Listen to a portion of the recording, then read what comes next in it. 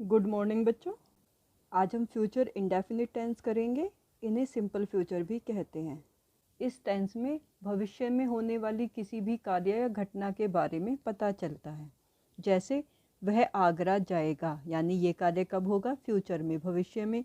मैं खाना बनाऊंगी, तुम पत्र लिखोगे, हम हॉकी खेलेंगे, यानी ये सारे कार्य फ्यूचर में होंगे, इसलिए ये सिंपल फ्यूचर है। इसकी पहचान होती है कि इसमें सेंटेंस के लास्ट में गा, गी, गे जैसे वर्ड आते हैं। अब इसको बनाने के नियम देखते हैं।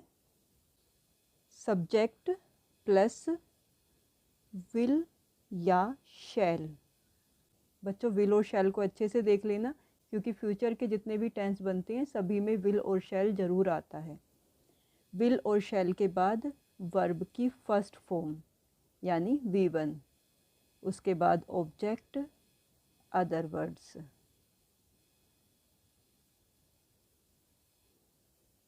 ठीक है बच्चों। और नेगेटिव सेंटेंस में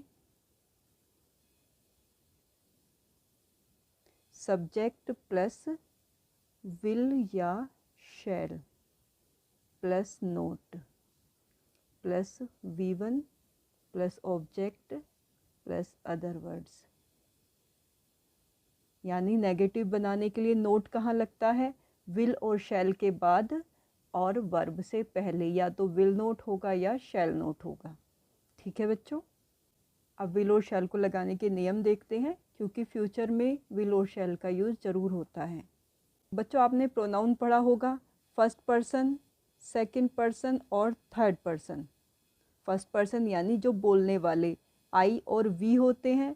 सेकंड पर्सन जो बात सुनता है यानी यू, और थर्ड पर्सन जो बात सुनने वाले और कहने वाले के अलावा होते हैं, जैसे दे, ही, शी और इट। फर्स्ट पर्सन यानी आई और we, second person you, third person they, he, she, it, और इसके अलावा जितने भी प्लूरल या सिंगुलर नाउन आ रहे हैं वो सब भी थर्ड पर्सन में ही रखे जाते हैं। बच्चों, सेकंड पर्सन और थर्ड पर्सन में हमेशा विल का यूज़ होता है, यानी कि शैल का यूज़ कहाँ होता है? सिर्फ फर्स्ट पर्सन में। आई और वी के साथ शैल का यूज़ होता है, बाकी सब के साथ विल का यूज़ होता है। आपको ये याद रखना है।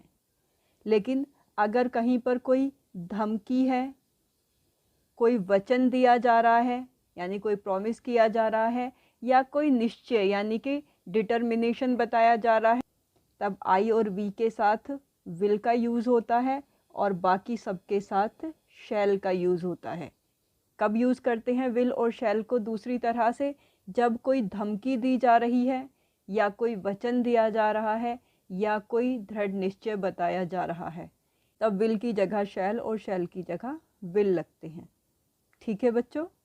टेंस को बनाते हैं। वह आगरा जाएगा। वह यानी कि ही के साथ विल आएगा। He will go to Agra. इसी सेंटेंस को नेगेटिव भी बनाते हैं। वह आगरा नहीं जाएगा। He will not go to Agra. मैं खाना बनाऊंगी। आई के साथ शैल आता है। आई शैल, खाना बनाना यानी कुक द फूड। नेगेटिव में I shall not cook the food. यानी नोट कहाँ लग रहा है? शैल या विल के बाद और V1 से पहले। तुम पत्र लिखोगे, यू, और यू के साथ विल लगेगा। You will write a letter.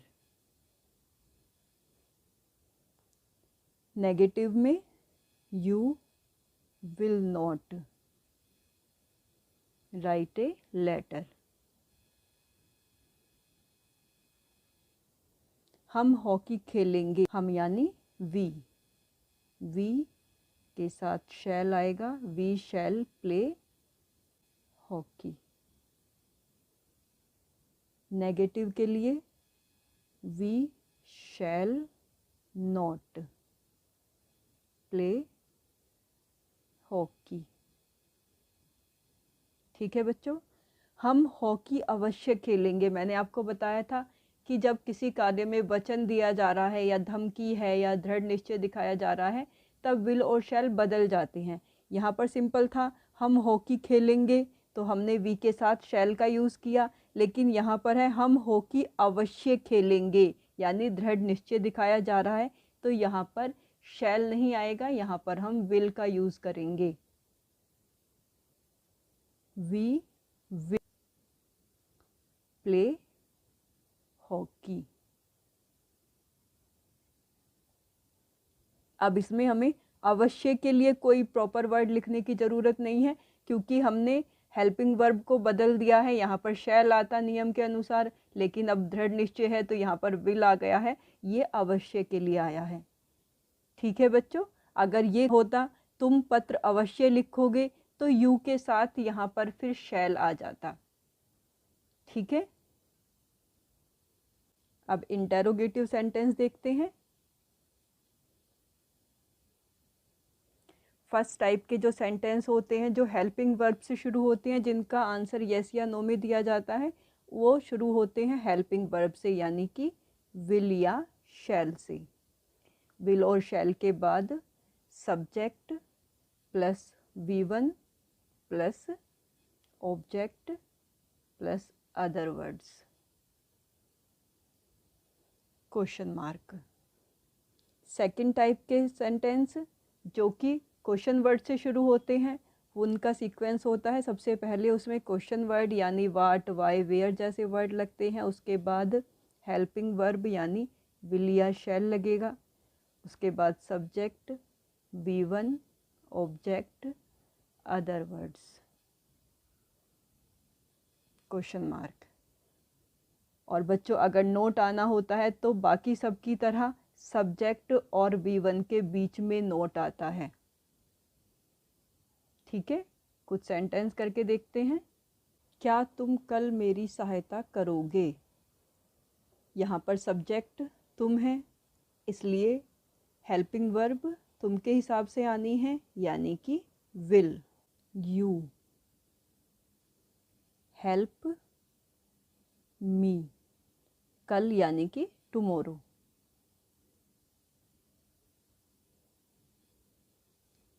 Will you help me tomorrow. और अगर बच्चों ये सेंटेंस नेगेटिव होता तब ये will you not help me tomorrow. ठीक है, तुम कल नदी पार कैसे करोगे, ये सेकंड टाइप का है जो क्वेश्चन वर्ड से शुरू होता है। कैसे यानी कि हाउ। हाउ के साथ हेल्पिंग वर्ब यहाँ पर विल आएगी क्योंकि सब्जेक्ट तुम है। हाउ विल यू, पार करना यानी क्रॉस,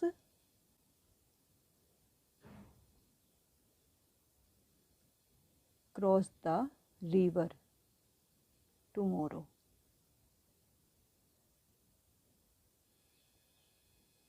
बच्चों अगर पास्ट इंडेफिनिट में कल आता है तो वो बीते हुए कल के लिए आता है, इसलिए उसमें यस्टरडे लगाया जाता है। लेकिन अगर फ्यूचर इंडेफिनिट में कल आ रहा है तो ये आने वाले कल के लिए है, इसलिए यहाँ पर टुमारो लगाया जाता है।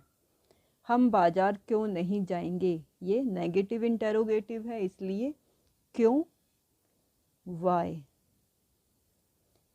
हम हैं यहाँ पर सब्जेक्ट, इसलिए हेल्पिंग वर्ब शैल होगी, why shall we not go to market.